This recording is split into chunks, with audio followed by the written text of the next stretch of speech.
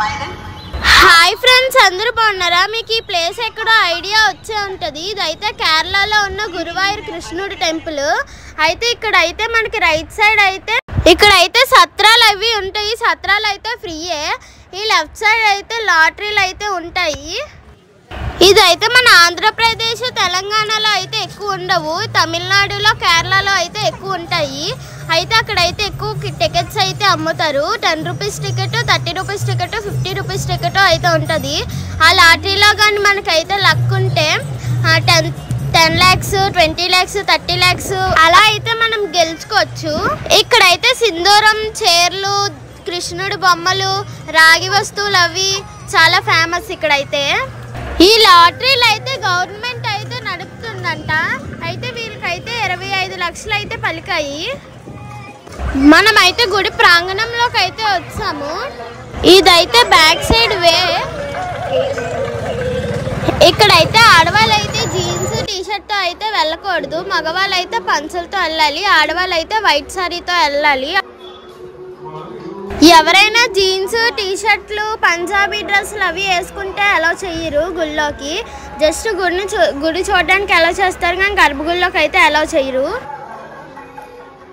చిన్నపిల్లలు అయితే లంగా జాకెట్లతో అయితే వెళ్తారు. కృష్ణుడి గుళ్ళో అయితే శారీస్ అయితే చాలా బాగుంటాయి. మా నాన్నగారు అయితే తెచ్చారు. మాకైతే లంగా జాకెట్లు అవి అయితే తెచ్చారు. ఇక్కడైతే శారీసే కాకుండా పిల్లలు ఆడుకునే బొమ్మలు, ఇత్తడి వస్తువులు అయితే ఎక్కువ అమ్ముతారంట. కొంతమంది అయితే ఇత్తడి వస్తువులు ప్రముఖులు అయితే గుళ్ళో వదిలేస్తారంట దీపం పెట్టి. కొంతమంది అయితే ఇంటికి పట్టుకెళ్తారంట. గుడిలో అయితే 5 అడుగులు కుంద అయితే వేలం పట్టేస్తారు. అలాగ అమ్ముతారు కూడా.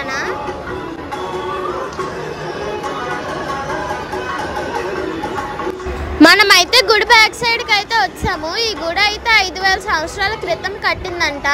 అందరూ అనుకుంటే నేనైతే మా నాన్నగారిని అయితే అడిగాను. మా నాన్నగారు అయితే 500 సంవత్సరాల క్రితంది అని చెప్పారు. ఇప్పటికి కూడా గుడి అయితే చెక్కు చెదరలేదు అసలు. గుడి బ్యాక్ సైడ్ తూర్పున అయితే ప్రసాదం కౌంటర్ అయితే ఉంటుంది. గుడి పరమట వైపు అయితే కోనేరు అయితే ఉంటుంది. ఆ కోనేరులో అయితే తాబేళ్ళు, చేపలు అయితే చాలా ఎక్కువ ఉంటాయి.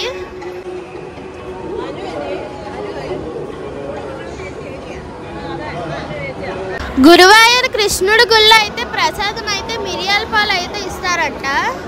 అందరూ కూడా డబ్బాలతో అయితే పట్టుకెళ్తున్నారు, చూసారు కదండి.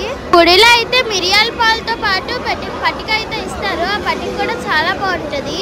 ఇప్పటికి కూడా మిరియాల పాలే ఇస్తున్నారు. చూసారు కదా ఎంతమంది లైన్ కట్టి ప్రసాదం కోసం వెయిట్ చేస్తున్నారో. మనమైతే గుడి ఎంట్రన్స్ లోకి అయితే వెళ్తున్నాము. ఎలాగెళ్తే లెఫ్ట్ సైడ్ అయితే గుడి ఉంటుంది. మనమైతే గుడి ముందుకు అయితే వచ్చాము. గుడి ముందు అయితే 20 అడుగులు రాగితో చేసిన కుంద అయితే ఉంది. ఇక్కడ రైట్ సైడ్ అయితే కూర్చున్నారు కదా భక్తులు. వాళ్ళందరూ తెల్లవారి 4 గంటలకు వచ్చి దర్శనానికి అయితే కూర్చున్నారు. అదైతే ఫ్రీ లైన్.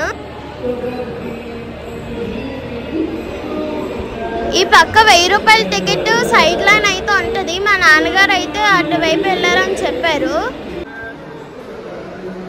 మనమైతే గుడి ఎంట్రన్స్ లోకి అయితే వచ్చాము. సాయంత్రం 6 తర్వాత అయితే ఈ గుడి మొత్తం దీపారాధన అయితే అవుతుంది. 20 అడుగుల కుంద మీద అయితే దీపారాధన చేస్తారు. ఈ పక్కన నిచ్చెన ఉంది కదా, ఆ నిచ్చెన మీద ఎక్కైతే గుడి పెద్దలు అయితే వెలిగిస్తారు. ఇక్కడైతే మొత్తం గుడి మొత్తం ఆరైతే దీప వెలుగుల్లో కలకలాడుతుంది. ఇక్కడైతే గుడి ముందు అయితే తులాభారం అయితే ఉంది. పిల్లల్ని కొంతమంది తులాభారం చేస్తారు కదా. ఇక్కడైతే సాయంత్రం పూటలు అయితే అన్నమయ్య కీర్తనలు, భరతనాట్యము, త్యాగయ్య కీర్తనలు అయితే జరుగుతాయి. ఇక్కడైతే లైన్లో ఉన్న వాళ్ళకి కూడా కూర్చొని చూసేటట్టుగా ఏర్పాటు చేశారు. ఇక్కడైతే వేదిక మీద అయితే కృష్ణుడు జీవిత చరిత్ర అయితే చెప్తున్నారు.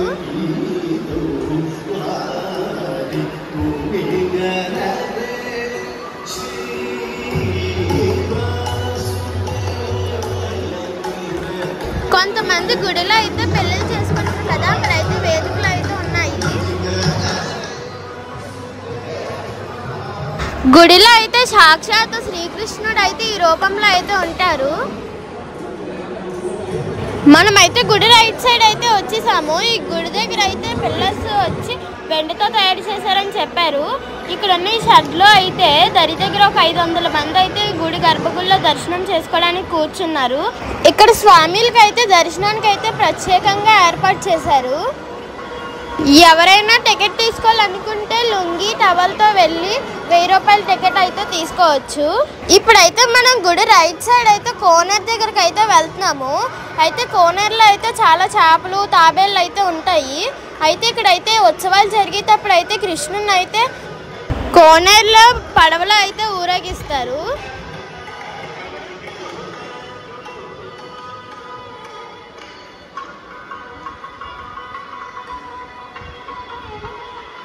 చూసారు కదండి కోనేరు అయితే ఎంత పెద్దగా ఉందో. అందులో చాలా చేపలు అయితే ఉన్నాయి. చేపలు కూడా కనిపిస్తున్నాయి చూడండి.